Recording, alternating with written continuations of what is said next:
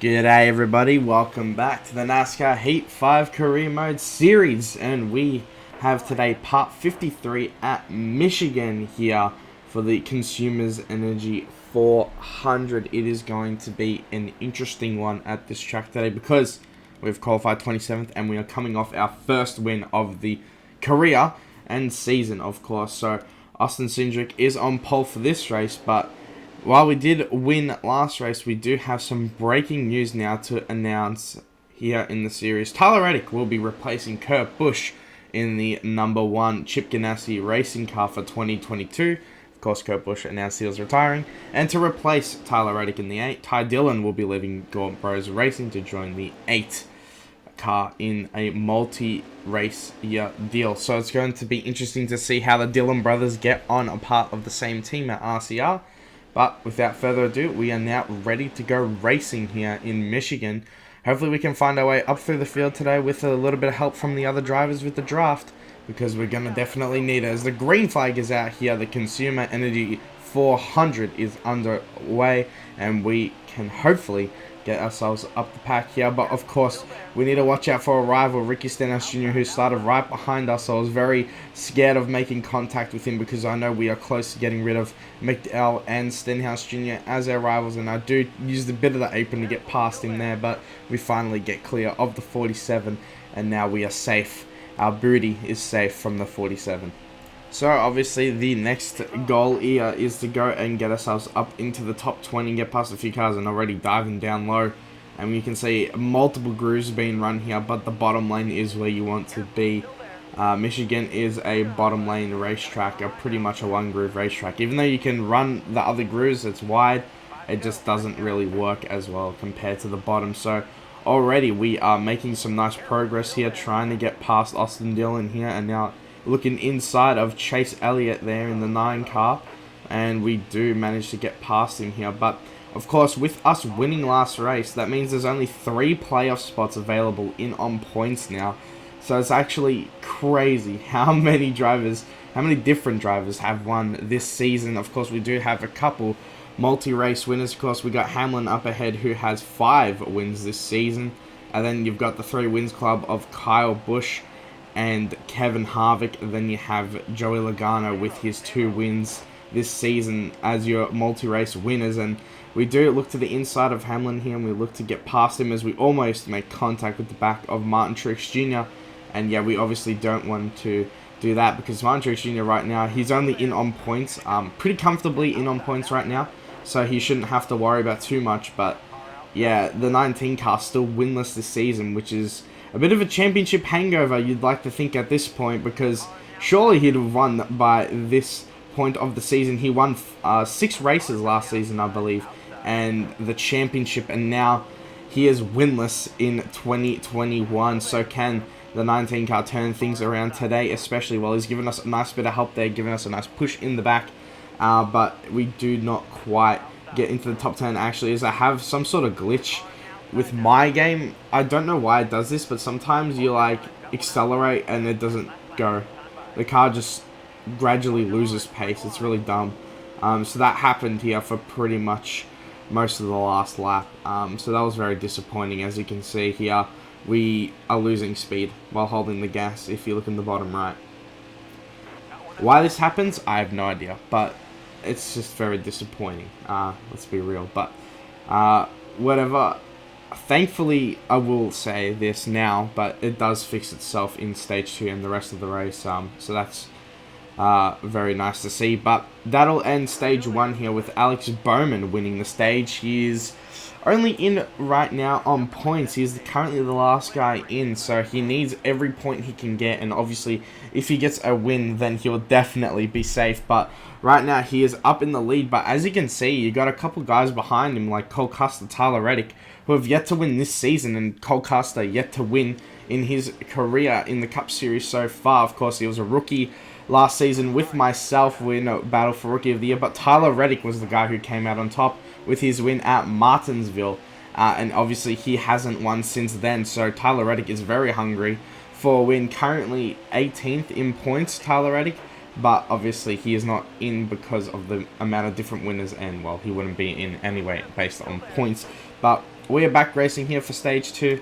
Looking to the inside of Bubba Wallace here, has had a pretty quiet season here in the 23 car. We'll look to see if there is some improvements to that number 23 in the coming season. Hopefully we do see some more from Bubba Wallace in that Michael Jordan, Denny Hamlin 2311 car, but already forcing it 4 wide with Austin Dillon, Matt DiBenedetto, and I believe that might have been, no, I can't really tell, let's be real here, but we do get to the inside of Joe Logano and pass him. Now Matt DiBenedetto in that Sony PlayStation car, going to give us a nice bit of help here. Of course, Sony and Toyota teamed up to make this powerhouse team. We saw 2 new Toyota powerhouse teams, and well, let's just say Matt DiBenedetto's team is doing quite a lot better than Bubba Wallace's. Of course, DiBenedetto was actually in the playoffs for such a long time in this career mode season, but unfortunately, because of so many different winners, he's actually been pushed out of the playoffs right now and is in a must-win scenario pretty much, because he's probably a bit too far to make it in on points with only 4 races to go. There will be 3 races after this race, but yeah, it's going to be crazy to see who makes it in with these upcoming races left. But right now, Cole Custer finds himself out in front as Martin Truex Jr. gives us a little bit of help here. Cole Custer looking for his first win of his career, obviously, because we started the career mode in the season of 2020, so it doesn't count his real life win at Kentucky. But a bit of help from MTJ here, looking to the inside of Kyle Busch now. Hopefully we can get past the 18 car, because then we will get ourselves into that top 5 position, which will be really nice. But this 19 just brutes us all the way into the 18 here, and now takes us 3 wide. So I was actually quite upset with the 19 on that, and I thought, you know what, I'm going to give him a bump back and see if he likes it. So I go into the corner pretty hot, but I got him in the left rear corner battle. Martin Truex Jr., no! Hard into the wall. Oh no, that is not what I meant to do at all. I don't think you'd forgive me, but please tell the 19 I'm sorry. So yeah, that happened, but that little incident, we'll call it a little incident because we didn't mean it, it was an accident. So yeah, it was a happy little accident, as Bob Ross would say. But yeah, obviously didn't mean to do that to MTJ. Yeah, feels bad. But we are back racing here with the final stage here, and well, you'll see in the thumbnail, I'll get my karma, don't worry. But we see Cole Custer actually won that stage in the end, so he finds himself now out in front with Tyler Reddick beside him. So we got 2 drivers out front here battling for their first win of the season, and of course that'll push out yet another playoff driver, and that's Alex Bowman right now, who's sitting in that 16th spot. So he does not want to see Cole Custer or Tyler Reddick win, but Custer right now finds himself in front of Kevin Harvick, who is battling with Reddick, and now we send it 4 wide here, looking for 4th place now to the inside of Kyle Busch, but our run's going to stall out off the corner, so hopefully we can get a little bit of help from Billy B here in the 24, who is currently outside of the playoffs because of so many different winners, and he is winless this season after getting his 3 wins last season.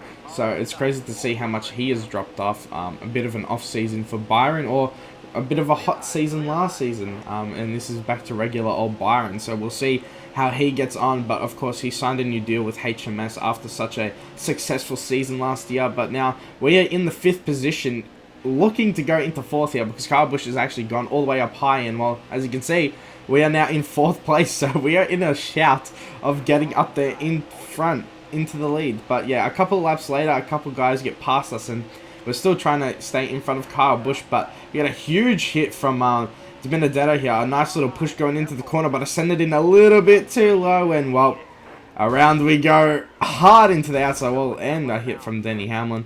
He goes spinning. That'll cause a caution, but thankfully we didn't actually DNF, so we got lucky on that part. But we're going to go back racing with 2 laps to go. Not overtime, but 2 laps to go here. So oh boy, we have a lot of ground to make up here from 39th, but we'll see if we can do it. If anyone can, it is going to be AJ Smith, who is going to get his elbows out and make some moves. But we are back racing here, which will probably be the final time we see that green flag this race, unless we see another crazy caution out of nowhere. But Cole Custer finds himself out in front with 2 laps to go here. Can he hold on, get his first win of his career in the Cup Series? Of course, we saw us get our first career win in the Cup Series last race. Can we see yet another driver do it again? and that'll be Cole Custer, who is out in front right now, and he is holding on to that lead. He is clear right now, and hopefully he can take it home. It'll be very interesting to see him into the playoffs as well, but right now, using our elbows to push John Hunter Nemechek out of the way, obviously, we are not going to be held up by anyone. Our teammate Eric Jones with an outstanding run here in P29. We'll see if he can actually get a few more before the end, but we actually catch up to the back of Michael McDowell here in the 34, so obviously I don't want to make any contact with him. He is our rival, trying to get him away from being a rival, and we've spent the whole race without getting him into that little area within us, and he tries to actually slide down on us here, but we do clear him going into the corner. And speaking of being clear, Cole Custer is clear out in front of everyone, and he is going to come across the start-finish line to win his first Cup career race.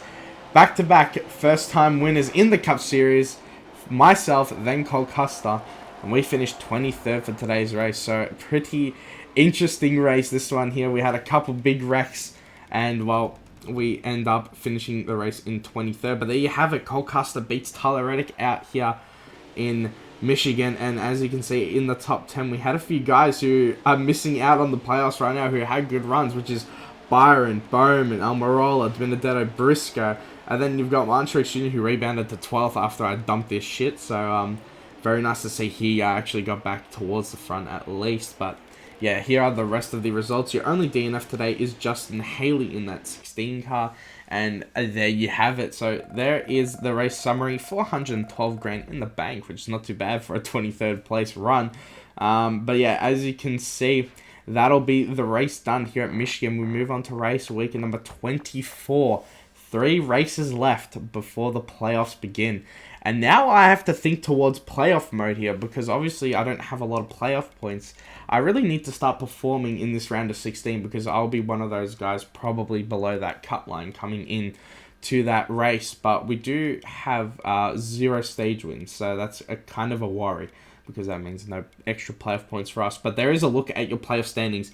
MTJ and Kyle Larson are the only guys in right now on points, and you can see they're doing really well in points, so it's kind of crazy to see how good so many guys are doing right now on consistency. But just because we have so many winners in the top 30, the spots in the playoffs are taken. So Timmy Hill actually lost a bit of ground to Michael McDowell that race, so it'll be interesting to see if the 34 catches back up to him. And once again, Joey Gase rounding out last place in the standings. So that'll do it today for Michigan here in the Consumer Energies 400. It is on to Watkins Glen next week. Hopefully we can get a very nice performance and hopefully our second win. But without further ado, I want to thank you all for watching. I hope you all enjoyed, and I'll see you all in the next video.